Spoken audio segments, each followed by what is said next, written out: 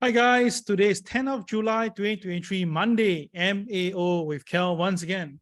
Now, NASDAQ may drop a little bit, okay, soon, right? There's a good reason for that. I'll explain to you more in detail. And of course, a $665,000 bet on VIX to triple. That will be something interesting. Is it a hedge or is it a real outright trade? I'll let you more in detail very shortly. Today's a must-watch video. Let's go. All right, thank you so much again, Ames, for all the kind sponsorship, and of course, disclaimer applied. Okay, so now let's look at this thing here, expensive watches. Now take a look at this. This is all the expensive watches. This is a Bloomberg Subdale Watch Index. Now take a note, right? Just July 2021, the watches are going at $39,000 US. And of course, at its peak, it went up as high to $60,000. Wow, that was in February 2022. But somehow, after that, ever since then, the watches price has been coming down steadily, and now it's even lower than where it began. Now, is it because that people are not buying, or because we are tightening our belt?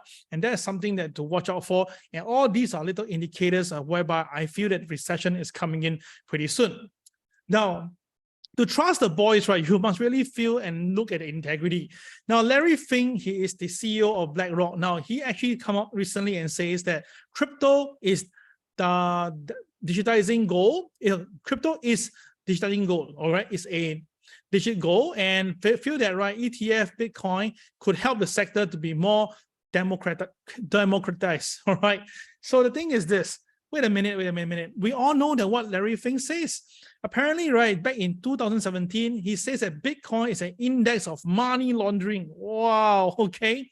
So now what happened? So ever since we all know that BlackRock has started to come out with their own ETF, right, seemingly their way of doing things have changed around. So that is capitalism for you. And of course, right now, there are more and more ETF application coming in. So guys, don't you think that is how we can trust the boys? Think about it. So for the Bitcoin right now, ever since that news came out, right, Bitcoin got a little bit up to 31,000, but after that, now it's actually stabilizing around the area.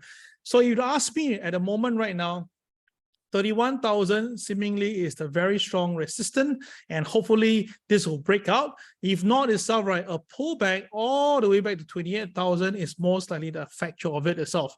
And with the indicator doing this way, of course, we do suspect that 28,000 is coming in. But as you know, when these are big companies are involved, right, they may be cornering the market and trying to pump it up again. So don't be surprised to see a uptick to 31,000 to 32,000. Who knows? All this can happen, yeah? So upside itself could be as high as even 33,000 if they really, really want to push it in. So let's take a look here. I'll update you guys as more time goes by. All right, but the thing is this, you see my own indicator, my TWB indicator, we can see right now pretty clear that the boys have been selling the last 10 over days. So again, while the news are calling for buy up sell, right, you can see the boys are selling. But again, I repeat, if there's suddenly they decided to pump it up itself, we can see going all the way up to 33,000. Yeah, this is very possible.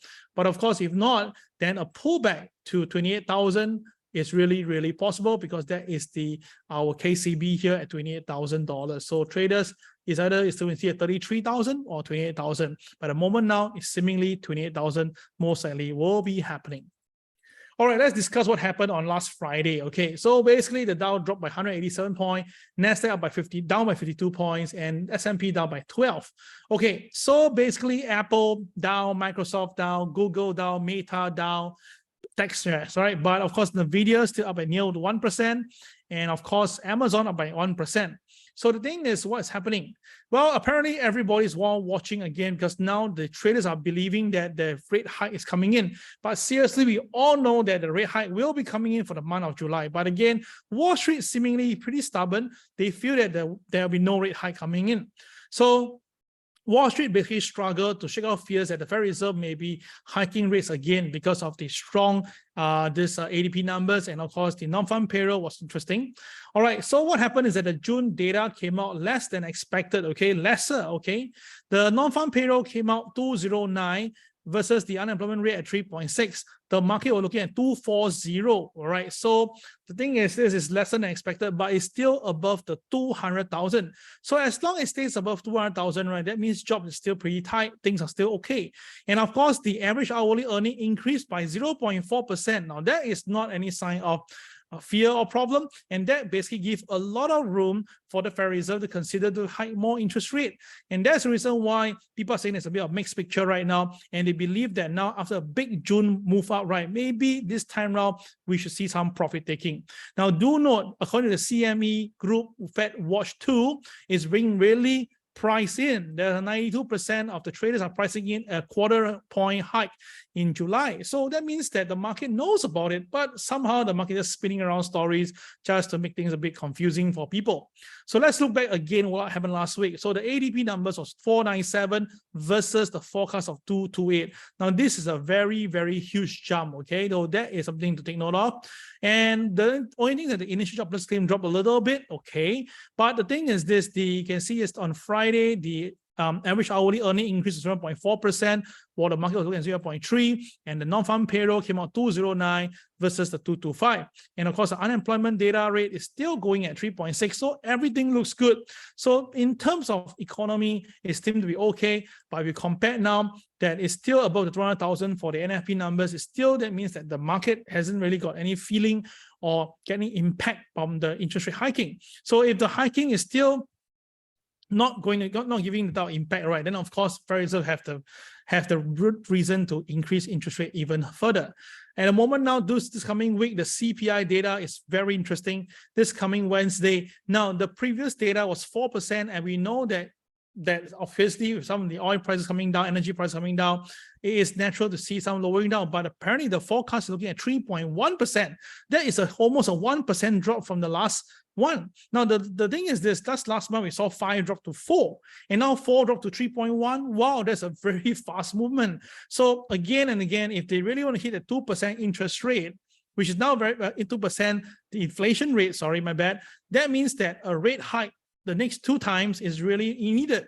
If this is going to go according to plan, then of course 2 more rate hike is a definite, all right, if you ask me. So that's the reason why initially the stock market gapped down first. Then of there, they realized that things is good, let's continue buying. But very interesting, at about 2 a.m. on Friday, Singapore time, that is where huge selling came in, and the market basically, right, take out every single gain of the day. Now, usually when this happens at midday on a Friday, it's not a very good sign. That could mean that the market is trying to pump and dump. You can see that as well, right? This is something that we need to be cautioned, all right? So let's discuss what happened on last MAO on Friday. I already told you that the impact of the current yield inversion. Now I realized that this video, the video hit rate itself is about 150,000 views, 150 views, sorry. I wish I get 150,000 views. 150 views, not a lot, right? But because I think this topic didn't capture attention. But you know that it's very important that some part of the information itself says that, right, the market coming to about mid-July, there could be some profit taking. So that's the reason why I think that you should watch the video regardless of the topic, all right, or the subject, yeah? So you can see right now, 92.4% is looking at a rate hike on this coming July month. And of course, if you look further, you look into it itself for the month of September, the market is actually looking at the same rate, but there are signs of people actually looking at another interest rate hike in the month of September. And crazy enough, there's actually people who also expect that there'll be a rate hike in November, which I totally agree with you, because I believe that we will have to see the 6% mark, okay, before we can get the 2% inflation number to be reached, all right? So in my opinion itself, right, this is necessary. What do you think? All right, that's the reason why I feel that August to October, the stock market may be coming down a little bit, yeah? So traders, you need to be very careful and see whether what I say here is correct. All right, so now the thing is what is making me even more confirmed is that look at the Federal Reserve balance sheet. Now, it's been some time people cover this, and today I want to share with you. Now, look at the balance sheet. Well, we're still very, very far away from the moment they uptick it by buying up. We're spending about nearly $4 trillion to $4.5 trillion. But the thing is recently, right, if you look at it right now, the Fed is keeping to their words, and they are really releasing off. So that means that the market itself, right, most likely the equity market should be coming off, because we have seen many times whenever the Federal Reserve reduce their balance sheet, the stock market usually come off. So you compare this right now, right, what they said this before, In addition, members agreed that the committee will continue to reduce the Federal Reserve holdings on the Treasury securities and the agency debt and agency mortgage-backed securities as described in the previously announced plan. Now, this is the minutes of the Federal Reserve Open Market Committee members, and this is very clear that they'll continue the high interest rate and they'll reduce, and they are really following through. So look at history, right? When the Federal Reserve basically start to come in with lots of money, you can see over here is how the stock market will always react. And as long as the Federal Reserve is pumping enough money to the system, the stock market will still continue. So you can see over here when the Federal Reserve decide to decline their balance sheet, right? You can see the stock market pulls back. But what is interesting right now is that you can see the reclining of the balance sheet, but the stock market continue to go higher. That's something interesting. But where we are right now, this is not updated. The one that we are right now is actually below the previous low already. So I suspect that the profit taking is going to come soon. And based on my current level now versus the MA 200, we are about 9 to 10% difference. Okay, so there is a potential to see a 10% drop, which will bring the S&P to about 4,000 points if this actually happened. And I did a special video on this. Hope that you have watched it. All right, so I'll talk about that later. Now, one thing is that I felt that the NASDAQ could be in some trouble because the NASDAQ itself, right, the US IT market now is about 30% of the total market cap. Now, this is very, very high. The last time we see something like this was back in 2000. And of course, we all know that what happened after that, there was a NASDAQ.com crash and the NASDAQ dropped by almost 80% at that period of time. So I don't think we'll see the same thing, but I think some profit taking should be around the corner. Don't you think so? Now, we all know that the 7 magnificent counters are the one that pushing the entire this index up, which is Microsoft, Apple, Amazon, Google, Meta, Tesla, and NVIDIA. So if these 7 counters have to take profit, then definitely we're going to see some pullback. And of course, why am I kind of bullish with energy prices right now? Because you can see the strict away divergence between them. So if these guys have to fall, there is a potential to see energy prices going up. And that's probably the reason why you can see that this Warren Buffett have been buying more and more OXY. So you look at this right now from SocGen, all right, you can see that the IT sector price versus the expansion price, you can see that we are really pretty far away. So what I'm trying to say is this, the PE expansion itself is nowhere near the trailing PEPS. So the question is, are you buying things that's really way too premium right now? I think so too. So to buy now is kind of silly, don't you think so?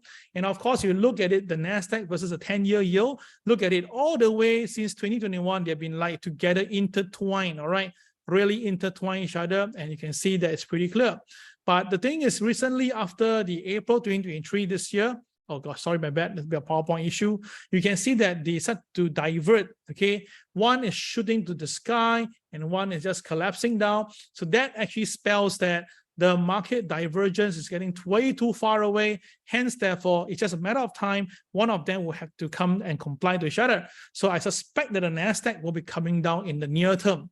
And of course, tech is not immune, right? So we can see before, right, in every of the big movement during a recession period, whether it's GFC, .com, the 1991, the 1981, all these crisis, right? You can see that the tech share do drop by about 7.4% during the recession. So that means about 8%. So if the market is at 14,000 now and 8%, that will give about 1,000 points from where we are right now. So traders, you need to watch out for this interesting information.